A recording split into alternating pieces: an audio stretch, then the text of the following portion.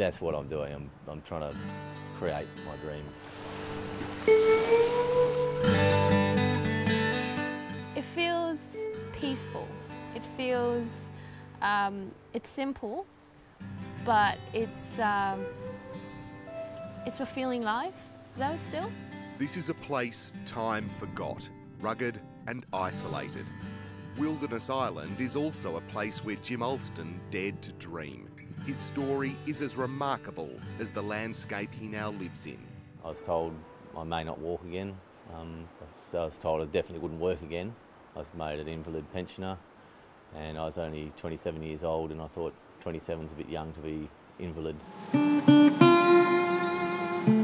The boat trip to Wilderness Island takes a bit over an hour across the Exmouth Gulf. As the boat approaches the island, it turns into a mangrove creek. It glides through the small opening between the trees, and the rest of civilisation slips away.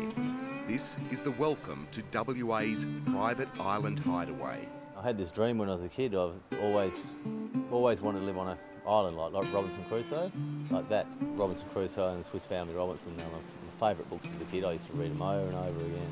Like his boyhood hero, Jim Alston has carved his home from a desert island. It wasn't a shipwreck that landed Jim here, but it was a crash, a paragliding accident that nearly claimed his life 13 years ago. His chute became tangled and he plummeted to earth. Sort of looked down and I could wiggle my toes, but I could only see one foot there, and the other one was sort of lying on the ground next to me, pointing away from me, and that's when I knew it was pretty bad. So I got on the radio and called the instructor. He saw the whole thing anyway, so he was asking if I was all right. But yeah, then when I saw my foot next to me, I said, "Oh no, I'm not all right. You better hurry." Jim had broken nearly every bone in his body and had multiple internal injuries. The doctor said, "Oh, you know, when we've got to take you into surgery," he said, "You better say goodbye. We've got to go now." And I said, "Oh well, see you guys later." And he sort of said very quietly to me, he said, "You might want to say a bit of goodbye than that. You know, you're having life-threatening surgery here. There's a chance you may not come out of it." So yeah, that made me. Yeah, I felt really pretty sad. You know, I thought, nah, this can't, not sort of ending like this. The accident left Jim fighting for his life. His recovery saw him searching for a new one. Thought, well, you know, life can be over like that, and if I get another chance, just go ahead and follow your dream. Jim found that dream on an isolated island off the coast of Exmouth. After years of negotiation with the government and traditional owners, a long-term lease was secured and Wilderness Island was born. It's a pretty wild sort of place. You know, you see some really pretty spectacular natural events. From the rugged landscape of the red dirt and spinifex, Jim set about building an eco-resort where visitors can share the experience. It was hard work, back-breaking work, but it also led to Jim discovering the other great love of his life. Definitely a big twist in my life. I never ever thought I would be doing this. Not in my dream that I would be ended up living on an island. Kim's story is almost as remarkable as Jim's. She was born in Denmark, Europe, the daughter of Vietnamese refugees. Kim was backpacking around Australia when she landed in Exmouth. One day in a pub, somebody asked us if you wanted to come over and help a guy on an island. And we thought, an island around here? Yes, of course, we do that. So we did, and we met Jim, and we stayed with him ever since. Yeah, and I stayed with him ever since. Together, the couple has built accommodation and facilities on the island. Everything shipped over and built on site. Everything was hard in the beginning, but looking back, it was hard but fun. A lot of tears and blood, but I think looking back, it's one of the most memorable memories I have, and I will never forget it. The island is home to a mob of kangaroos and a host of small lizards and birds. It's also a fishing paradise. But sometimes there's trouble in paradise. I successfully cast my line so it landed on the rock over there. You can still see the bait there. We were unable to salvage the rig. Oh yeah, that's dinner. Catching your dinner can be as much fun as eating it, and it's not just fish. How about fresh mud crabs? Jim's catching technique has to be seen to be believed.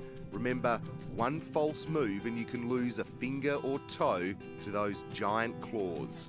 So you can hold them by the back flippers here. Oh yeah. That's about the only safe spot. If you hold him like that, he'll reach under. See? If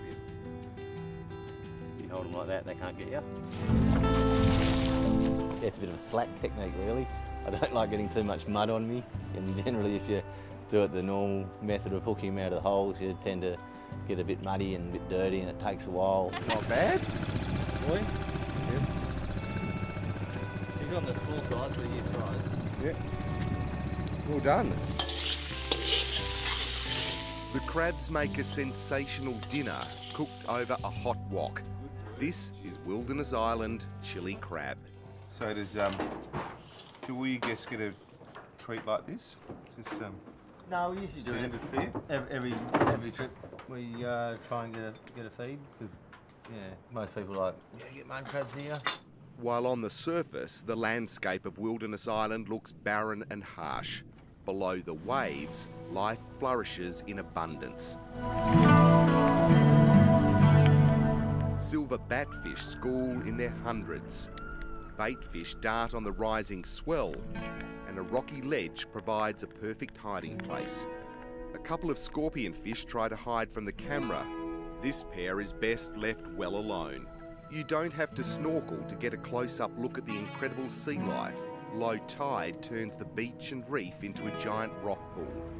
Fish, rays, even sharks become trapped in nature's aquarium until the rising waters set them free again.